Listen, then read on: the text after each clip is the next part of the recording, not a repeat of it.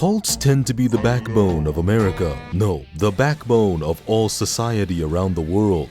Without cults, people like you and I probably wouldn't be here. That goes for the larger cults and the smaller ones. Well-known cults like the Cult of Ass, where rear-end worship is considered gospel, and lesser-known cults such as Billy's Toenail Clipping Collection Cult, in which nobody really wants to join, all assist in the building blocks of our communities.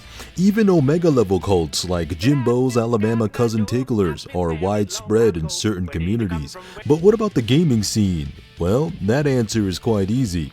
The gaming sphere has a variety of cults that all have their own function and their own desires on top of end goals. Soulsborne cultists are a collection of masochists who enjoy being beaten to death by enemies named Testicle Lash, Lasher of Testicles. Ubisoft cults are a specific niche of gamers who take pride in consuming UI slop, and Red Dead cultists take joy in feeling immense pain and sadness. But what about games that you lot play? The same people who click on this channel and expect more and more distant gacha conversation shitposts every day. Or rather, once every month. What about you lot? Well, there are a variety of groups of worship within the gacha community, some a little bit more well known than others. But what about Wuthering Waves? Surely they have their own flavor of cults. And you would be right. As I told you before, I planned on trying to infiltrate one. You see, here recently, Iuno just released on Wuthering Waves, her and all of her foot glory.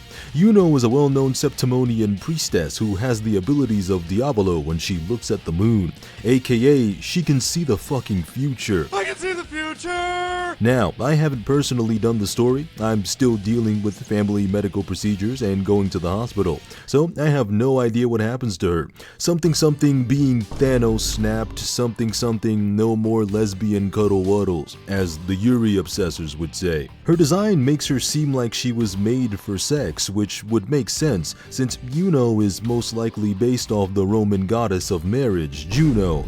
Blah blah blah, something marriage, something fertility, I don't know, that's just what the wiki said. She uses it's a sort of...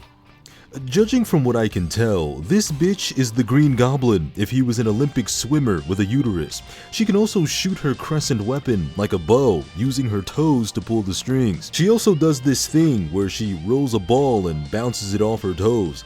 Clearly, this is an allegory for tickling testicles. She also apparently dives into the fucking ground and comes out from the top like she's fucking playing Portal. Who would have thought Kuro Games gave us Portal 3 early? And has her own reflective image, most likely for the double feet consumption for you people. And judging from what I can tell, she's also some form of support, I think? I don't know. I haven't really looked up much things about her. I'm just bringing her over to you people. She also does, apparently, some pretty decent damage, so there's that.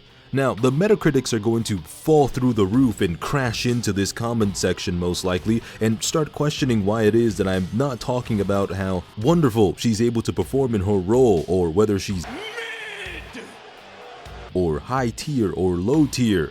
You see, to me, it doesn't matter. If I look on the screen and I see someone that's literally my wife, I'm going to pull. Iuno is not one of those women. Judging from what we can tell, she's clearly an indubitable part of Augusta's character, a very important aspect of her life as well as an important aspect in conjunction to Augusta's rule over Septimont. I can also just simply infer this based off their designs and from what we've seen. She clearly has motives of her own with a face like that, and if she dies, she'll probably get sent straight back to the Fate series.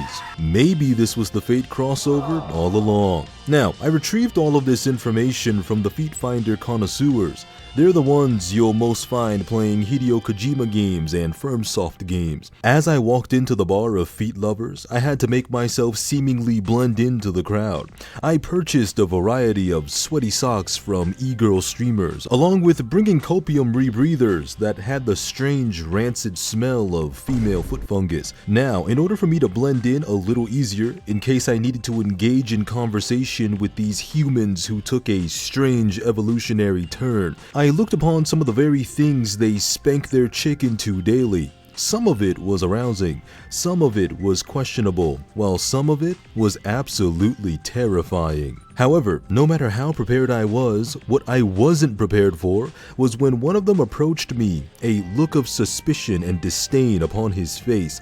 He had on a foot necklace with real toe scent activation when squeezed, an anime convention t-shirt along with his phone that vibrated in technological agony because of the 16 million terabytes of foot fetishism that could be found on there. He breathed in, preparing to question why someone like me didn't have as much foot memorabilia as everyone else in the bar, as well as why I was trying to approach their newfound queen to worship their feet religiously. And as a little bit of an interjection from a recording from another day, it looks like Iuno might end up joining people like Seed and Trony in the trifecta of anime gacha feet. This queen being Iuno. And before we could even finish our discussion, no, what am I saying? Before we could even begin our discussion, his rancid fucking breath that smelled of the scent of 1,000 women's sweaty feet forfeited my life from this existence. I speak to you now through transformational heaven as I press the enter and upload button. This may be my last video I ever make. Anyways, tell me what you all think of Iuno. Tell me if you're a normal Iuno enjoyer or one of those foot fetish cultist members. But anyways, it doesn't matter to me as long as you're happy. But I want you all to take care and peace.